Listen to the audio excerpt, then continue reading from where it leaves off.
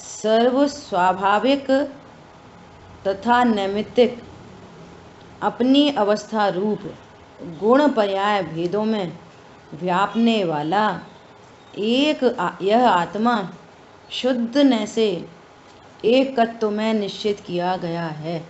देखो क्या कह रहे हैं, ये आत्मा अर्थात मैं आत्मा अपने गुण पर्यायों में व्याप्त रहने वाला।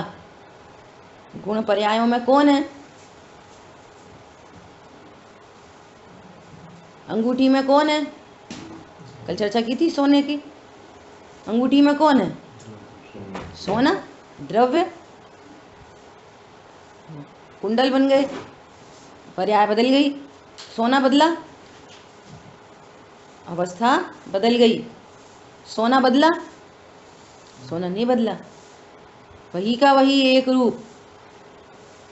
रूप रहने वाला, वही का वही अपने गुण पर्यायों में व्याप्त रहने वाला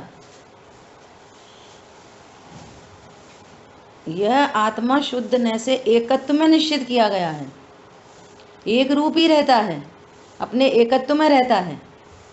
ऐसा सोने में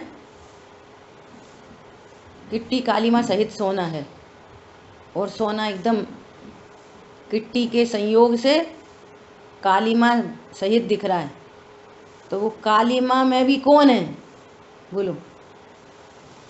फिर उसमें ताव लग रहे हैं, है ना।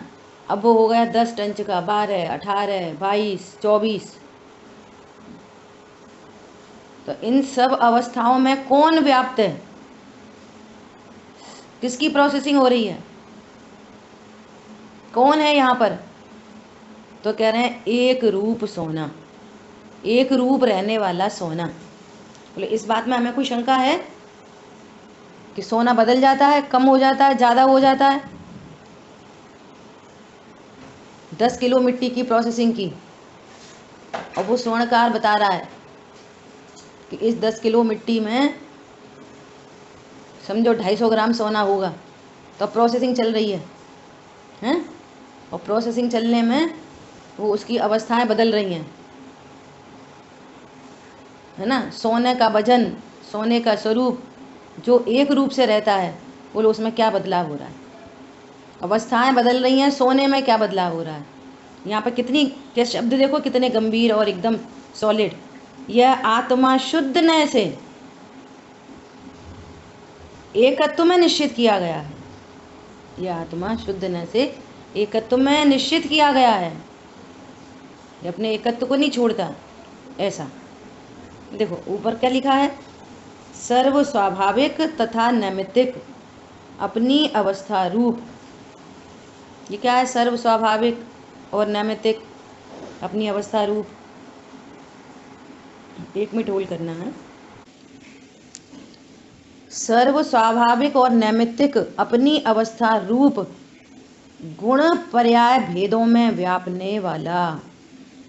तो ये क्या है? सर्व स्वाभाविक तथा नैमित्तिक, सर्व स्वाभाविक तथा नैमित्तिक अपनी अवस्था रूप गुण पर्याय। तो ये जो सर्व स्वाभाविक है ना, स्वाभाविक गुण, सर्व गुणों में कौन व्याप्त है? ज्ञान, श्रद्धा, चारित्र, प्रभुत्व, विभुत्व, अस्तित्व, वस्तित्व आदि गुणों में कौन व्याप्त है? कि एक आत्मा। स्वाभाविक अर्थात गुणों की बात है, तथा नैमित्तिक पर्याय। नैमित्तिक पर्याय जैसे ये इन नैमित्तिक पर्यायों का निमित्त की सापेक्षता में बात करी है ना। तो कर्म के उदय से होने वाली नैमित्तिक पर्याय, कर्म के उदय से होने वाली कौन सी नैमित्तिक पर्याय है? शांतनु, कर्म के उदय से होने वाली नैमित्तिक पर्याय कौन सी पर्याय है?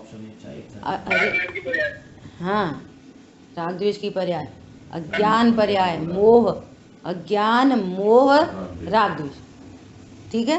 कर्म के उदय से, उदय के निमित्त से होने वाली नैमित्तिक पर्याय, इनको क्या बोल सकते हैं? दूसरा नाम औदिक परिणाम। कर्म का उदय और यहाँ औदिक परिणाम, ये क्या है? नैमित्तिक पर्याय। हाँ, ये क्या है? नैमित्तिक पर्याय। राग द्वेष नैमित्तिक पर्याय। निमित्त की उपादान को ही निमित्त की सापेक्षता में नैमित्तिक कहा जाता है। अब कर्म के क्षयोपशम से होने वाली जीव की पर्याय वो क्या है? छायोपशमिक पर्याय। छायोपशमिक ज्ञान, छायोपशमिक श्रद्धा, छायोपशमिक चारित्र, छायोपशमिक वीर्य, है ना? ये जीव की पर्याय नैमित्तिक। कर्म के उपशम से होने वाली पर्याय, देखो गजब बात है, अभी सुनना ध्यान से। कर्म के उदय से होने वाली पर्याय, कर्म के क्षयोपशम से होने वाली पर्याय, कर्म के उपशम से होने वाली पर्याय, औपशमिक सम्यक दर्शन, औपशमिक चारित्र, और कर्म के क्षय से होने वाली पर्याय। कौन सी पर्याय है कर्म के क्षय से होने वाली? बोलो। कर्म के क्षय से होने वाली पर्याय हैं? क्षायिक श्रद्धा, क्षायिक ज्ञान। हाँ, क्षायिक श्रद्धा, क्षायिक ज्ञान और क्षायिक चारित्र, अनंत वीर, है ना? ये सब नैमित्तिक पर्याय हैं। स्वाभाविक गुण, सर्व स्वाभाविक गुण और सर्व नैमित्तिक पर्याय अपनी अवस्था रूप गुण पर्याय भेदों में व्यापने वाला इन गुण पर्यायों में कौन है? एक शुद्ध आत्मा। यह आत्मा शुद्ध, जब हम शुद्धने से देखेंगे तो हमारे को इन अवस्थाओं में भी कौन दिखाई देगा? एक शुद्ध आत्मा। एक शुद्ध आत्मा किस नए से देखेंगे? जो ज्ञान गुण पर्यायों के भेदों को गौर करके एक शुद्ध आत्मा को देखता है, उस ज्ञान की पर्याय को शुद्ध नय कहते हैं। वहां पर एक शुद्ध द्रव्य मौजूद है। कल चर्चा आई थी, कल ही आई थी कि वो नया नहीं बनाया, नया नहीं बनाया, वो है ऐसे। यहाँ पर इन गुण पर्यायों में एक त्रिकाली ध्रुव भगवान आत्मा है, और उसको जो देखता है गुण पर्याय के भेदों को गौर करके, जो ज्ञान शुद्ध स्वभाव को देखता है, उस ज्ञान की पर्याय को कहते हैं शुद्ध न। और इसके अलावा ज्ञान तो किसी को भी देख सकता है। अपन ने एग्जाम्पल लिया कि टॉर्च की भांति, अब वो फोकस कर रहा है कहाँ पे? ओहो, मेरे में ऐसे अनंत गुण है, गुण भेद को लक्ष्य बना रहा है। तो वो ज्ञान क्या है? अशुद्ध न। पर्याय के ओ, मेरे में तो अभी इतना राग शेष है, करता हुआ नहीं, उत्पन्न होता हुआ राग। अरे मेरे में तो इतनी शुद्धता प्रकट हो गई, है ना? इनको फोकस कर सकता है। तो उस ज्ञान की पर्याय को क्या बोलते हैं? अशुद्ध न। एक त्रिकाली ध्रुव भगवान आत्मा को छोड़कर ज्ञान आत्मा में जितने भी धर्म हैं, उत्पाद व्यय को लक्ष्य बनाए, पर्याय को लक्ष्य में ले, गुणों के भेद को लक्ष्य में ले, संयोग आदि की बात तो अब दूर है ना? वो सब कुछ अशुद्ध न है। अशुद्ध न मतलब जिसका लक्ष्य करने पर अशुद्धता प्रकट होती है, वो अशुद्ध न है। जिसका लक्ष्य करने से शुद्धता प्रकट होती है, और जो स्वयं शुद्ध है, तीनों शुद्ध, वो त्रिकाली ध्रुव भगवान आत्मा शुद्ध है, उसको लक्ष्य करने वाला ज्ञान शुद्ध हुआ, और उसका लक्ष्य करने से शुद्धता प्रकट हुई।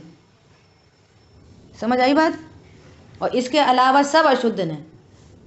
जिसका लक्ष्य करने पर राग द्वेष की उत्पत्ति होती है, वो अशुद्ध है ना? तो यहाँ पे क्या कह रहे हैं? शुद्ध न से ज्ञायक मात्र एक आकार दिखलाया गया है। शुद्ध न से देखने पर वो एक आकार दिखलाया गया है। एक आकार दिखलाया गया है मतलब जैसे दर्पण, दृष्टांत से बात समझ में आती है। दृष्टांत मजबूरी है, सिद्धांत समझना जरूरी है। जैसे दर्पण में अनेक ज्ञेय आकार दिखाई दे रहे हैं, प्रतिबिंब दिखाई दे रहे हैं। दर्पण में अनेक प्रतिबिंब दिखाई दे रहे हैं, लेकिन दर्पण किस प्रतिबिंब के आकार रूप हो गया? अनेक अनेक आकार दिखाई देने पर भी दर्पण दर्पण आकार रूप ही रहता है। बोलो, दर्पण में क्या झलक रहा है? वो किसी के आकार रूप नहीं होता, वो अपने एक आकार में सुनिश्चित रहता है, सुनिश्चित। उसके एक आकार पने को कोई आंच नहीं आती, चाहे उसमें कुछ भी झलके, कुछ भी।